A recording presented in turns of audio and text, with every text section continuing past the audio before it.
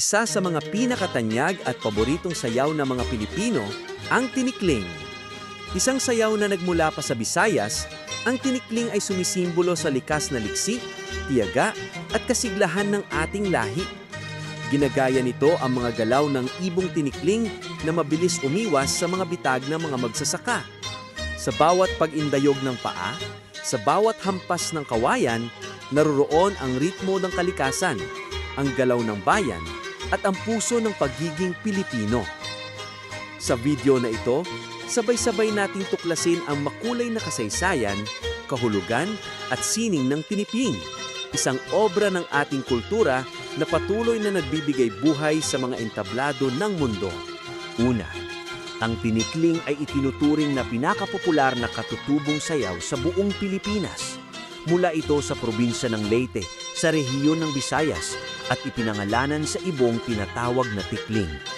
Ayon sa mga alamat, ginaya ng mga sinaunang mananayaw ang kilos ng tikling na mabilis at maingat na tumatalon sa pagitan ng mga kawayan upang makaiwas sa bitag ng mga magsasaka.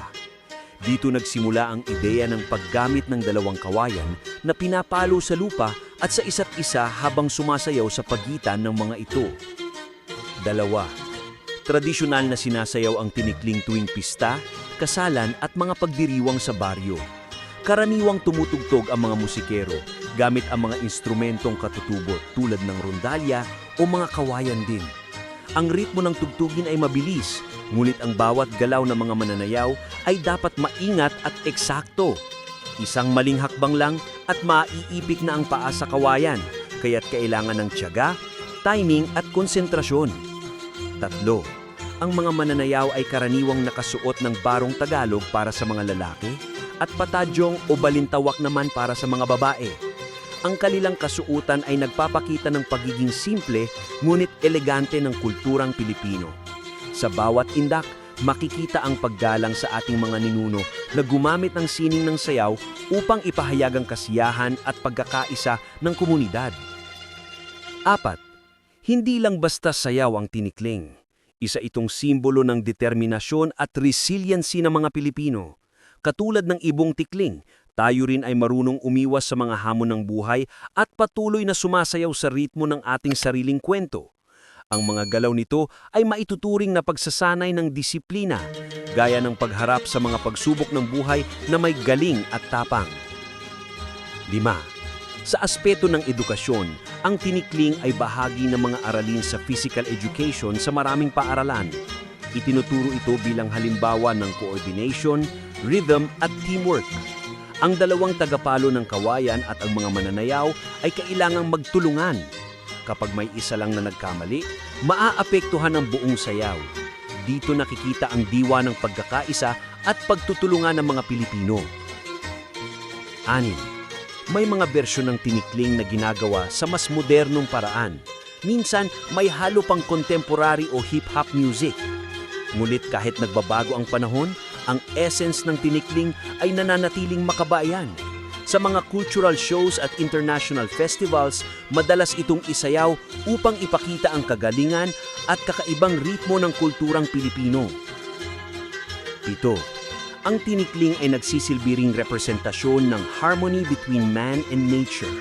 Dahil nagmula ito sa inspirasyon ng ibon, ipinapakita nito kung gaano kalapit ang pamumuhay ng mga sinaunang Pilipino sa kalikasan.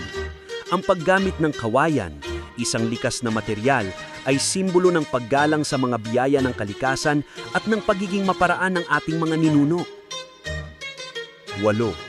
Sa mga pagdiriwang tulad ng Buwan ng Wika o Araw ng Kalayaan, ang tinikling ay isa sa mga madalas na tampok na pagtatanghal.